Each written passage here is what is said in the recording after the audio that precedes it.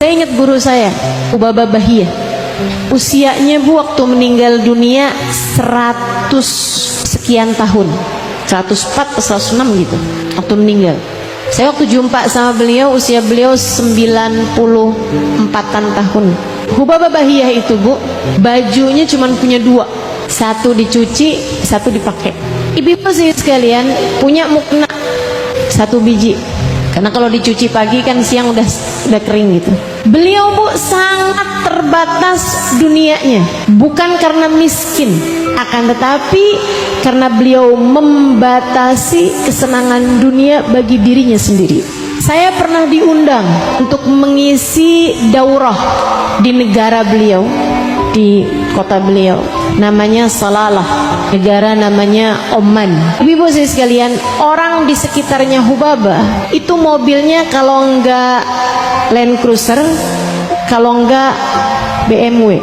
Orang di sekitarnya Hubaba, orang-orang yang menyayangi beliau, ibu-ibu sekalian, itu orang-orang dengan duit yang tidak terbatas, dan mereka nyaris maksa sama Hubabah itu untuk membuatkan beliau rumah, tapi beliau selalu menolak. Rumahnya kecil banget, kecil, sempit, nggak ada barang-barang selain kayak teko satu, piring dua gitu Bu, yang beliau pakai aja. Saya waktu kesana tuh Bu jadi mikir, ya Allah Halimah, siap-siap kisah panjang kamu nak. Saya rasa ibu-ibu juga, panci banyak, baju banyak, kerudung banyak, sepatu sendal banyak, ada sepatu kondangan, sendal kondangan, sepatu pasar, sepatu ngemol, sepatu majelis. Betul Bu? Ibu-ibu sekalian, tas banyak, betul? Makanya kalau hadir maulid ketinggalan buku maulidnya, ganti tas. Ini maulid apaan ya? Simtuduror, mana dia nih? Ya ampun, di tas yang noh. Makanya suka ada tuh ibu-ibu tuh pas buka tasnya, ih kok bau pastel seminggu lalu. Hadir majelis dimasukin. Ini yang ketawa berasa nih, saya rasa punya pengalaman pribadi nih kayaknya. Ibu-ibu sekalian, Hubaba Bahiyah sangat sederhana, bukan karena nggak mampu, tapi itu adalah pilihan yang beliau pilih untuk hidupnya. Sampai ibu-ibu sekalian, orang-orang di sekitarnya bilang, Hubabah bangun rumah dong. Hubabah nggak usah, nggak perlu. Ya udah kita bangunin ya Hubabah, nanti tempatin. Ogah, saya udah punya. Gitu bilangnya Bu, sangat kecil sekali. Beliau kalau nemuin tamu nggak di rumahnya situ, di madrasnya itu, di majelis taklimnya. Ibu-ibu sekalian, Hubaba Bahiyah sampai orang-orang itu benar-benar bilang, Hubabah kita nih malu, kita punya orang mulia hidup di antara kita, akan tetapi rumahnya kecil, nggak bisa benar-benar bisa nerima tamu. Hubabah, tolongin kami Hubabah, biarkan kami membangunkan rumah untukmu. Siapa di antara kita yang kayak begitu? Yang ada tuh maaf ya, ini mah di sini nggak ada. Bilang sama anaknya gini, nak, sebelum kamu bisa bikinin mama rumah, kamu mama anggap belum berbakti sama mama. Itu emak apa preman? Kenapa malah malakin gitu sama anaknya Bu? Rahimallahu mra'an a'ana ala ibnihi libirrih.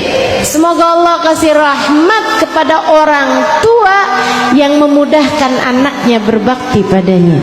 Yang gampang aja, biar anak kita baktinya gampang. Jangan nuntut apa-apa sama anak. Ibu tenang Ibu, kalau Ibu ngerasa kok anak saya kagak ada yang ngurusin saya ya, kok anak saya nggak ada yang peduli sama saya ya, tenang. Katanya Imam Syafi'i, kalau kamu lihat orang-orang nggak ada yang pada mengurusin kamu, itu adalah pertanda Allah akan mengurusimu secara langsung. Kalau udah diurusinnya sama Allah, beres semua Bu. Gitu ya Bu ya. Ibu-ibu sekalian saya muliakan, sampai karena orang pada gituin Hubaba Bahiyah nih, maksain mau bikinin rumah. Hubaba Bahiyah jawab begini nih, gak usah deh, saya udah lagi bangun rumah. Di mana Hubaba? Hubaba beneran udah mulai bangun rumah? Udah. Dari kapan tahu saya udah lagi bangun rumah? Di mana alamatnya? Di kuburan. Rumah yang jauh akan saya tempati lebih lama daripada rumah saya di dunia. Itu Bu, hidupnya nggak jauh-jauh dari ibadah kepada Allah. Taat demi taat, taat demi taat. Sampai yang paling saya ingat tuh, Bapak Bahiyah mau ngelewatin orang lagi pada ngobrol, Bapak Bahiyah langsung bilang begini, salawatullah wassalamuhu. Orang-orang pada ikutan semuanya. Dia kayak mau ngingetin sama orang-orang, daripada kamu ngobrol begitu nganggur nggak jelas, salawatan aja gitu. Sayang mau waktu. Masya Allah. Mudah-mudahan nih kita bisa jadi orang-orang yang hidupnya seperti itu, insya Allah. Amin ya rabbal alamin. Kuburan, tempat yang paling lama akan kita tinggali. Mesti mastiin kalau kita masuk kubur bekelannya mesti banyak, atau pastikan bahwa akan ada bekal yang terus mengalir meskipun kamu masuk dalam alam kuburmu.